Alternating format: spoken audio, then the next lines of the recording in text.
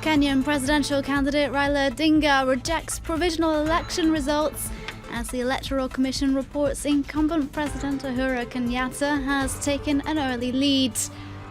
South African President Jacob Zuma survives a secret ballot of no confidence, though results show some disloyalty within his ANC party. And North Korea says it's considering striking the US island territory of Guam after Trump threatened Pyongyang with fire and fury over its missile program as tensions rise in the wake of fresh UN sanctions. Hello and welcome to France 24. I'm Catherine Clifford. Kenyan President Uhuru Kenyatta's rival for the presidency, Raila Odinga, has rejected provisional election results. This after the Electoral Commission announced the incumbent president had taken an early lead with 55% of the vote, after two-thirds of polling stations reported their results. Odinga said the election board was required by law to display forms signed by party observers from each polling centre certifying the results, and said it hadn't done so. Let's take a listen now to his statement, then we'll hear from the Secretary General of Kenyatta's Jubilee Party, Raphael Tuju, and his reaction. So they are basically streaming in results which are supposedly are being keyed in by some individuals, not necessarily the returning officers at the polling stations. So these results are fictitious. They are fake. Let's put it this way. If the results which were being streamed showed that they were leading, what would they be saying now? The rules are the rules and all of us have to abide by them. On to the top job. South African President Jacob Zuma survived the 8th vote of no confidence in his career this Tuesday, following a secret ballot in Parliament. ANC party members celebrated after Zuma won 198 votes to the opposition's 177. The secret no-confidence ballot has, however, revealed some disloyalty among President Zuma's ANC party MPs. The results showed at least 26 ANC MPs rebelled, while another 9 MPs abstained. Radaba Abbas reports. He may be due to step down as president within 2 years, but after surviving a vote of no confidence, it seems Jacob Zuma is not going anywhere for the time being. The secret parliamentary ballot followed 6 previous attempts to unseat the South African leader. Opposition parties had hoped the vote would encourage disgruntled ANC party legislators who face numerous graft allegations to vote against Zuma. The Democratic Alliance leader said the dozens who supported the no-confidence motion proved that the president had lost the mandate of his party. The issue today for all of us is that South Africa must look at this result as a positive result, as a moment in our nation where across parties, the right thing, people felt they must vote for change. And even though Jacob Zuma may have just survived this motion, the journey towards 2019 has just begun. Meanwhile, Zuma's supporters gathered outside Parliament to celebrate the result. The ANC's chief whip said he was happy that the motion of removing the government had failed. This motion of removing our government and our president has been defeated. This is what we were saying to people of South Africa, that we will not, with our eyes open, vote as ANC members of Parliament with the opposition to remove our government. Jacob Zuma faces a series of corruption allegations which led to his party members calling on him to step aside. He's expected to be replaced as party leader when the ANC meets in December. Streets were unusually quiet across Kinshasa this Tuesday after the Congolese opposition called for a 2-day general strike in a bid to pressure President Joseph Kabila to set an election date. He's so far refused to stand aside after his mandate expired in December. The movement, dubbed Dead City, comes a day after 12 people were shot dead during anti-government violence in the capital. Emerald Maxwell has more. These streets are usually teeming with people. Instead, there's little traffic and many shops are closed. The Congolese opposition has called for 2 days of nationwide strikes, the aim being to paralyse the economy and force Joseph Kabila to step down before the end of the year. In the streets of the capital, there are mixed feelings. I agree with the general strike because I want the authorities to know that we don't want them anymore. We want change. The opposition is saying don't go out, but most people are challenging that. It's a real mess. I don't like it. I think the people leading this action are louts. It's nothing to do with us. We're still going to work. The strikes come a day after deadly clashes in Kinshasa between police and members of the separatist BDK sect. Some of Joseph Kabila's allies are calling for a state of emergency. Tension has mounted since he refused to step down in December, with a wave of attacks and mass jailbreaks in recent months. Fearing further unrest, Congolese authorities have ordered internet capacity be slowed down so that people can't send pictures via social media. North Korea has threatened to strike the U.S. island territory of Guam, which hosts strategic U.S. military installations. This hours after U.S. President Donald Trump threatened Pyongyang with, quote, fire and fury over its missile program, as Japanese and U.S. media reported that North Korea may have successfully produced a miniaturized nuclear warhead. Yuka Royo tells us more. Issuing a tough ultimatum, Donald Trump warns North Korea's Kim Jong-un against making any more threats to the United States. He has been very threatening, beyond a normal statement. And as I said, they will be met with fire, fury, and frankly power, the likes of which this world has never seen before.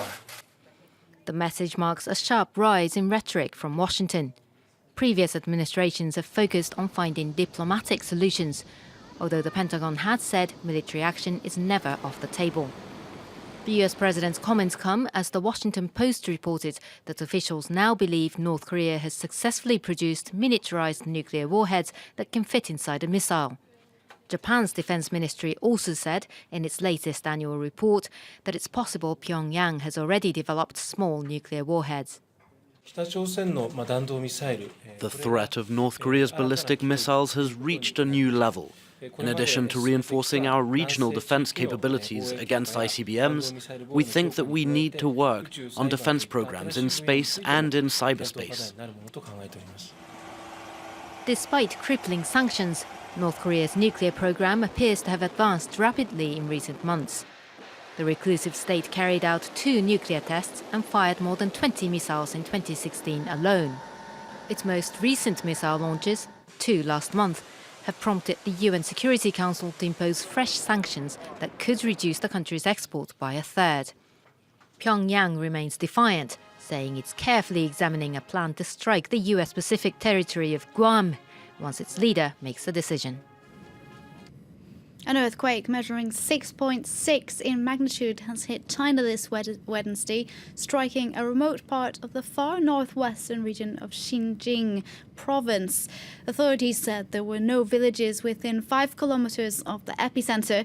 This after another earthquake measuring 6.5 in magnitude struck the remote and mountainous Xinjiang province on Tuesday. It left at least 9 people dead and dozens injured in a region popular with holidaymakers and prone to earthquakes.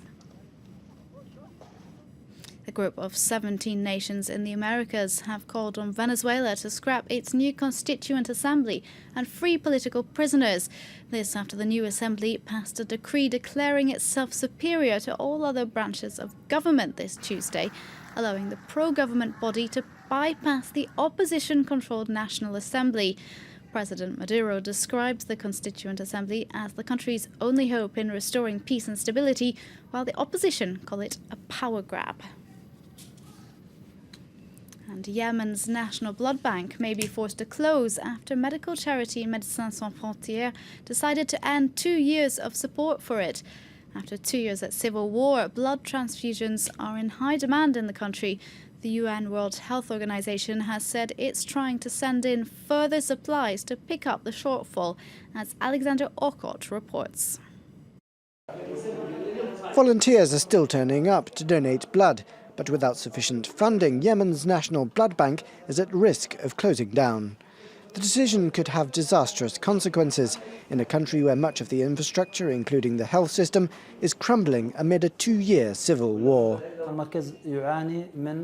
The center is running low on all its resources, including needles and tubes, blood bags and other medical supplies. Médecins Sans Frontières was the center's main sponsor over the past 2 years. But all of a sudden we received a letter from them informing us that they will discontinue this support. The French medical charity has been working extensively in Yemen since the war broke out in March 2015, but it says it's now handed over its support for the blood bank to the World Health Organization. The UN body said supplies have been ordered but are yet to reach the country, and confirmed the blood bank is still at risk of closing. The Transfusion Centre says it's now appealing to civil society organisations, philanthropists and charities to help save the lives of patients who need blood. If the centre closes, the country will be in crisis, especially people with thalassemia, cancers, people undergoing open heart surgery, kidney failure and so on. Some 10,000 people have been killed by the civil war in Yemen, while hundreds of thousands more are suffering from malnutrition and an ongoing cholera epidemic in the country. In Russia, preliminary hearings of a high-profile corruption case involving a former economy minister have begun. Alexei Ulyakayev was arrested last November and has been placed under house arrest. He's accused of taking a $2 million bribe from oil giant Rosneft, which he denies. His arrest sent shockwaves across the country, as it was the first time in decades that a sitting cabinet member had been detained. Yuka Royer reports. Visibly thinner, Alexei Ulyakayev speaks defiantly to journalists as he leaves the courthouse. Thanks to our justice system, I've lost 14 kilos. Russia's former economy minister has been under house arrest since late last year, cut off from the outside world. He was allegedly caught red-handed taking a $2 million kickback to greenlight the sale of a stake in oil firm Bashneft to state-owned giant Rosneft. The 61-year-old is pleading not guilty to the charge. Ulyakayev's arrest last November sent shockwaves, as it was the first time in modern Russia that a sitting minister was detained and charged with a criminal offence. An economic liberal, Ulyakayev was against increasing state control of the economy and had initially opposed Rosneft's acquisition of a stake in Bashneft. But he endorsed it after President Vladimir Putin recommended it. Rosneft is headed by Putin's close ally, Igor Sechin. The businessman is expected to appear as a witness in the trial. If found guilty, Ulyakayev could face up to 15 years in jail. As shops shut here in Paris on Tuesday evening, France's biannual sales drew to a close. It's been a mixed bag for retailers, with summer clothing selling well, though traders have reported an overall downturn.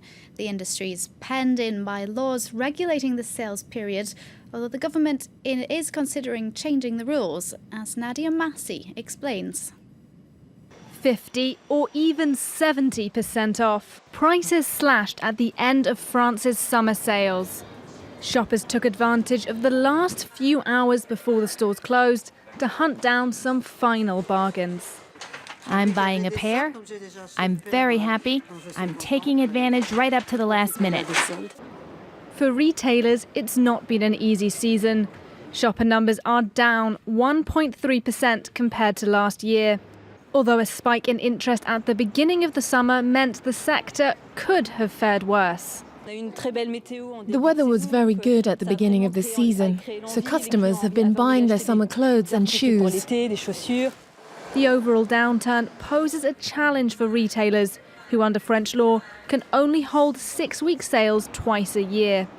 Some have tried to get around this by offering pre-season discounts to certain customers, like those part of loyalty programs. But the online marketplace continues to draw shoppers away from the high street. And industry leaders say change is needed. We would like to have a fixed 70 days of sales per year. That way we could have 4 shorter sales periods at the end of the summer and winter and during the mid-season. France's economy minister is weighing up possible reforms. He'll meet with industry leaders next month to draw up a strategy to reel consumers in for the winter sales. Stay tuned to France 24.